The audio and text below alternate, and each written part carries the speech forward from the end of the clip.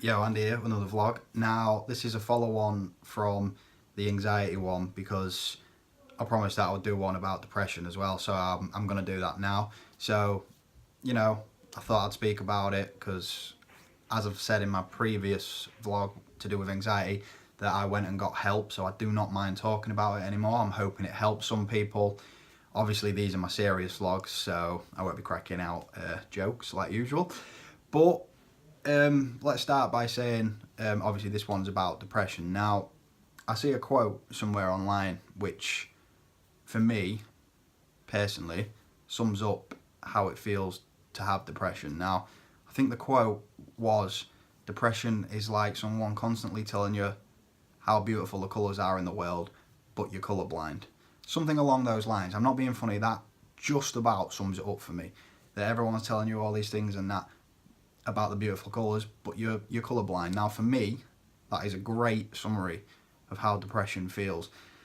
Obviously, not only that, when you are fully depressed, it almost feels like, I'd say the way I'd describe it and how I felt, is that every day is more of a chore, well it is a chore, than actually enjoying life. So you sort of just get through every day and it's almost like an achievement to get through that day, if that makes sense. Like, your life, the world, is sort of passing you by and you're sort of in your own world. Now, as I was saying, like, it makes you feel like your own world, that you're in your own world, sorry.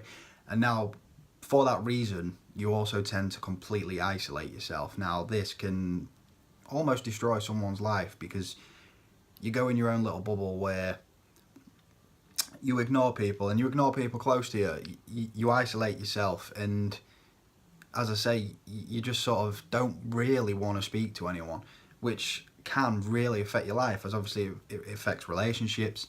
It affects your relationships with your friends, it affects your relationships with your family, because you never feel like doing anything. You never feel like going anywhere. You feel like you've got this mental block where, as I said before, your sort of only goal in life becomes getting through that day, because it's almost like living hell, and you get through that day, it's an achievement. Now, as I said in my anxiety video, this is how bad I was at one point. Might not seem like it now, but I can assure you I was very bad. And if you are at that point, or you get to that point, like I did, where you just can't take anymore, let's be honest, a lot of people turn to drink. That's totally the wrong thing to do, but a lot of people do that, because as bad as it sounds, it's sort of the only thing that numbs up here.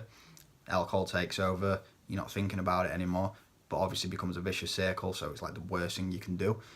When you get to that stage, you obviously need to go and get proper help, and like I've stated in my previous vlog, that I went to the doctors first, obviously, and when you go to the doctors, the one thing you can't do is underplay it, because you will walk away from the doctors thinking, I feel 10 times worse now, because they've not took you seriously, because you've underplayed it.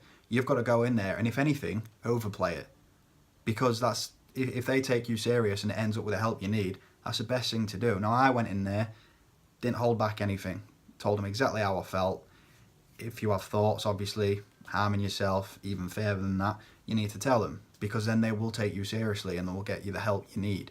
And as I say, I went and did that, went to a place called Open Minds, went there for about a year and a half. There'll be places like that near you.